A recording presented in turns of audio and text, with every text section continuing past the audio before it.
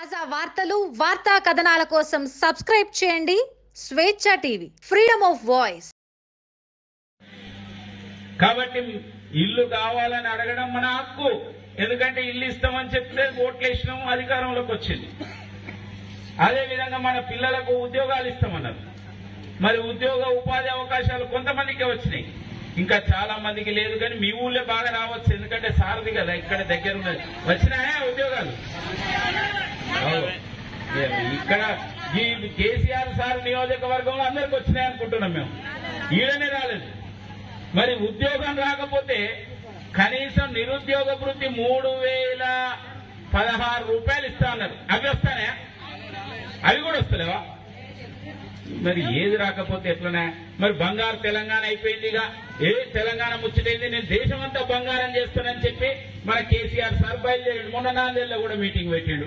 తర్వాత అక్కడ విజయవాడలో పెడతాడట, తర్వాత బొంబాయిలో పెడతాడట మీటింగ్. అక్కడ ఏం చెప్తానంటే మనం తెలంగాణ అంతా బంగారు తెలంగాణ అయిపోయిందిగా, దేశం అంతా బంగారం కావాలంటాడు.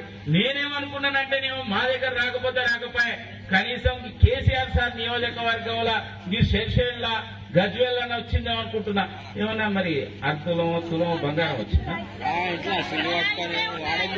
రాలేదా? మరి బంగారు తెలంగాణ ఎట్లా? ఇల్లు రాకపోయే, పోరగాళ్ళకు నౌకరు రాకపోయే, మీకు బంగారం రాకపోయే, మరి బంగారు తెలంగాణ ఎట్లయినట్టు? ఆడే ఉన్నదమ్మా లైట్లా ఈ మెరుపులు చూసేటా? అబ్బో, మన నరసాన్ని ఇచ్చిండు. అవి ఎవరిచ్చింది?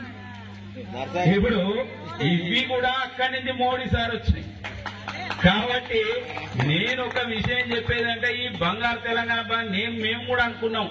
అందరు బంగారు తెలంగాణ అంటాడు మన ముఖ్యమంత్రి. మరి ఆయన అసెంబ్లీలో చెప్పబట్టి మొత్తం 2 గంటలు మాట్లాడబట్టి అన్ని టీవీలలో వచ్చేటట్టే నిజమేమో నిజమా అబద్ధమా తెలుసుకుందామని వచ్చినాం.